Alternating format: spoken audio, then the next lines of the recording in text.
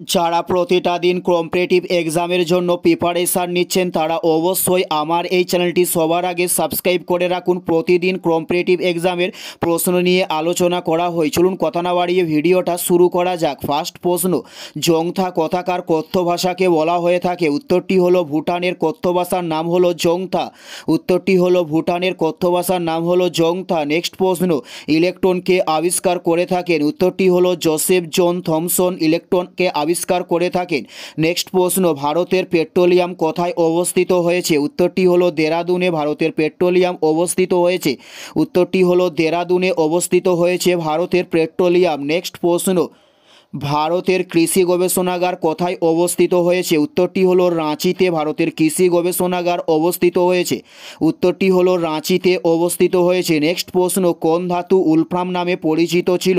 উত্তরটি হলো tungsten Wolfram নামে পরিচিত ছিল। নেক্সট প্রশ্ন, রাষ্ট্রপতি রাজ্যসভায় কতজনকে নিযুক্ত করতে পারেন? উত্তরটি হলো 12 জনকে রাষ্ট্রপতি রাজ্যসভায় নিযুক্ত করতে পারেন।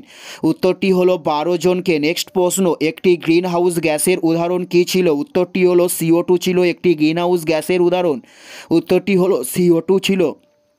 উত্তরটি হলো CO2 ছিল একটি গ্রিনহাউস গ্যাসের উদাহরণ। নেক্সট প্রশ্ন, চীনাবাদাম উৎপাদনে কোন রাজ্য প্রথম স্থান অধিকার করে আছে? উত্তরটি হলো গুজরাট রাজ্য চীনাবাদাম উৎপাদনে প্রথম স্থান অধিকার করে আছে। নেক্সট প্রশ্ন, প্রতি ঘূর্ণাবর্তের ফলে আকাশ কেমন থাকে? উত্তরটি হলো মেঘমুক্ত থাকে প্রতি ঘূর্ণাবর্তের ফলে আকাশ।